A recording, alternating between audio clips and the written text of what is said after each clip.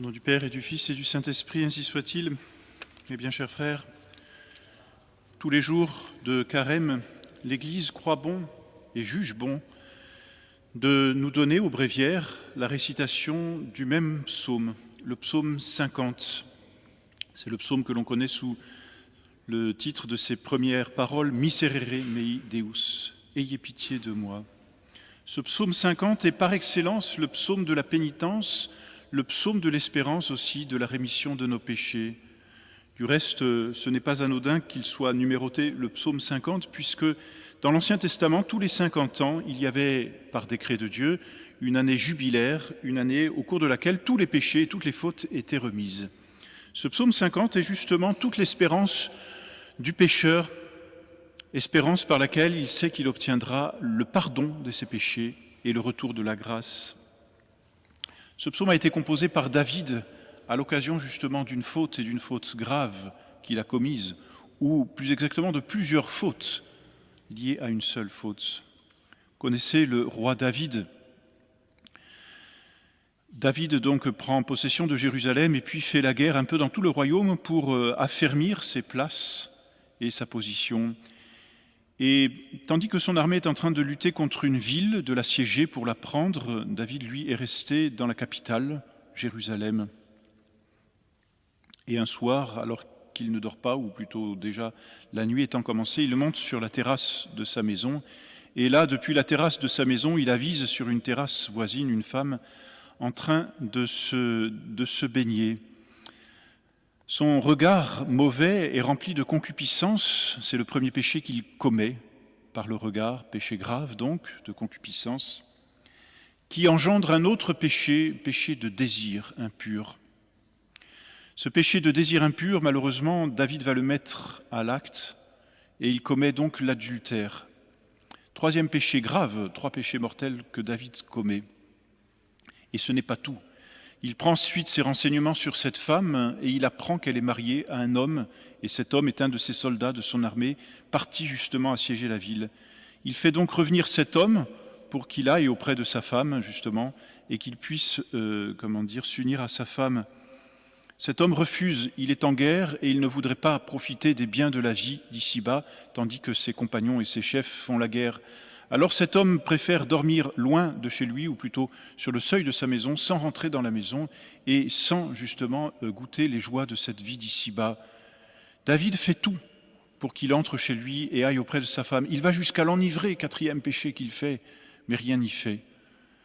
Alors, voyant que c'est sans solution, David écrit un mot au général d'armée qui se trouve près de la ville, Joab, et il le fait porter par cet homme marié. Et dans le mot, cet homme s'appelle Uri, et dans le mot, David demande au général de placer Uri à l'endroit le plus dangereux du combat et dans une attaque un peu audacieuse, avec l'espoir que Uri mourra. Et c'est ce qui se passe lorsqu'Uri arrive auprès de son général. Il tend le mot, ne sachant pas d'ailleurs ce que contient ce mot. Il le tend au général et le général ordonne une offensive dangereuse et hasardeuse. Et au beau milieu de l'offensive, il met cet homme Uri. Et Uri meurt. 4e péché donc que commet David, le meurtre. Voyez cette succession de péchés mortels que commet David. Regard de concupiscence, désir, adultère, enivrement et meurtre. C'est le roi David, le saint roi David. Dieu suscite alors un prophète, Nathan, et l'envoie auprès de David. Et Nathan se présente devant le roi et lui raconte une histoire, et vous savez comment le bon Dieu procède, c'est toujours par parabole qu'il explique les choses. Alors Nathan met en scène 2 hommes, un homme riche et un homme pauvre. L'homme riche a de nombreux troupeaux, un bétail très conséquent lié à sa richesse, tandis que l'homme pauvre n'a qu'un chevreau, un seul, parce qu'il est pauvre, mais un chevreau qu'il aime plus que tout, parce que c'est sa seule richesse. Voilà qu'arrive un étranger, il passe chez l'homme riche et demande l'hospitalité. Alors, l'homme riche décide d'aller tuer le chevreau de l'homme pauvre, son unique bien, pour l'offrir à cet étranger qui demande l'hospitalité. En entendant cette histoire, David rentre dans une colère incroyable et il dit à Nathan, « Qui est cet homme riche que je le punisse ?» Et Nathan lui répond, « C'est toi. C'est toi. Tu es le roi établi sur Jérusalem. Tu as sous tes ordres des hommes entiers, des armées. Et tu es allé prendre le bien d'un seul homme pour ta propre concupiscence. » Et là, David, plutôt que d'avoir une réponse d'orgueil, s'humilie. Et il tombe la face contre terre et dit « J'ai péché contre le Seigneur ». Et c'est à cette occasion qu'il compose donc ce psaume 50 que je vous invite à lire et à relire régulièrement durant le carême et qui reste pour nous aujourd'hui le modèle de la pénitence. Dans ce psaume, dans une première partie, David implore la miséricorde de Dieu. Il voit son péché, il comprend la gravité de son péché, l'injustice liée à son péché, car contrairement à ce que l'on croit, justement, le péché n'est pas quelque chose de purement personnel. Tout péché a toujours une conséquence dans l'ordre social et public. Et là, pour le coup, celui de David est assez clair. Alors David s'humilie et il commence, en implorant la miséricorde de Dieu, il commence par avouer sa faute. « Tibi soli peccavi domine » Contre vous seul, Seigneur, j'ai péché. David reconnaît son péché. Il y a là, mes bien chers frères, la première attitude que nous devons avoir durant notre carême. Reconnaître non seulement notre état de pécheur, mais ça c'est facile, nous sommes pécheurs, mais reconnaître aussi nos péchés, les péchés que nous avons commis et que nous avons commis contre Dieu. Tout péché est toujours et d'abord une offense contre Dieu. J'ai péché contre vous seul, Seigneur. Et c'est dans l'aveu de cette faute que David peut demander pardon. Il ne dit pas « je suis un pécheur, je vous demande pardon ». Non, il dit « j'ai commis le péché » et pour lui, il voit très bien les péchés qu'il a commis et il demande le pardon de ses péchés. Non pas des péchés simplement en général, non pas d'un état de pécheur, cela ne suffit pas, mais le pardon de ses péchés. Et en même temps qu'il demande le pardon de ses péchés, et c'est ça l'imploration de la miséricorde, il espère dans la restauration de la grâce. Et c'est là que l'on trouve ces paroles que l'on chante chaque dimanche, « Aspergesme domine hysopo et mundabor » Aspergez-moi, Seigneur, de l'hysope, et je serai purifié. Lavez-moi, Seigneur, et je redeviendrai blanc comme la neige. Il y a donc en même temps que l'aveu de son péché, une grande miséricorde, une grande espérance. Et c'est là, mes bien chers frères aussi, ce qui doit nous animer durant notre carême. Le carême n'est pas simplement quelque chose de tellement négatif qu'il soit affligeant et désespérant. Bien au contraire, la vue de nos péchés, si elle suscite en nous le regret, bien sûr, elle doit en même temps susciter l'espérance. L'espérance de la miséricorde de Dieu.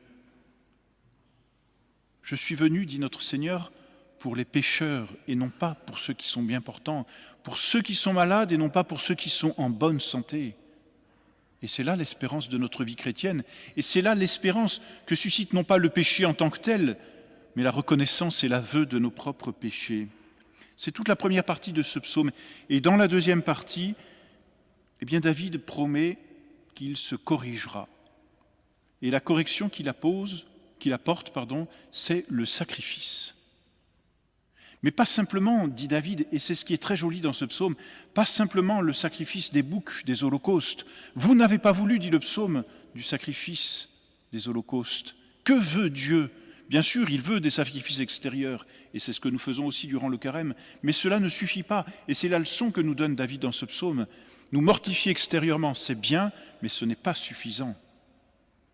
Cor contritum et humiliatum Deus non despicies. Un corps contrit et humilié. Voilà, Seigneur, ce que vous ne méprisez pas. Un cœur contrit et humilié. Non pas simplement un aveu extérieur de nos fautes qui s'accompagne d'une pénitence extérieure, mais avec cet aveu et avec le sacrifice extérieur, la contrition intérieure.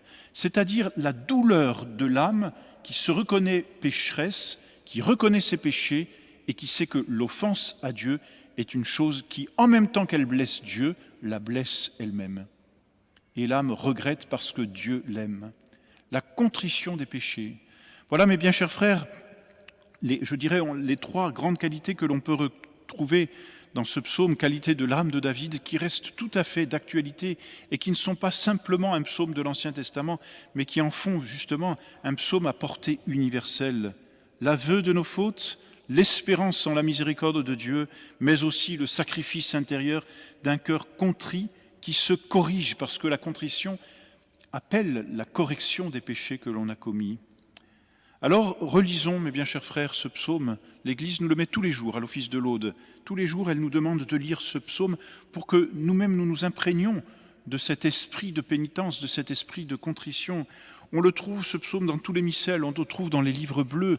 Ayez cette curiosité de le lire, ayez cette curiosité tout simplement de le méditer pour que, justement, eh bien, nous puissions apprendre par cet exemple très concret de la vie de David, par ses péchés très graves, et c'est pour nous aussi une grande consolation si nous péchons gravement, par tous ces péchés très graves que commet David, ce psaume nous apprend que la miséricorde est toujours possible à la condition de l'aveu de nos péchés et de la correction par la contrition intérieure. Que Notre-Dame nous donne d'avoir justement ce zèle de continuer notre carême et de le faire avec ce cœur contrit et humilié, ainsi soit-il. Au nom du Père et du Fils et du Saint-Esprit, ainsi soit-il.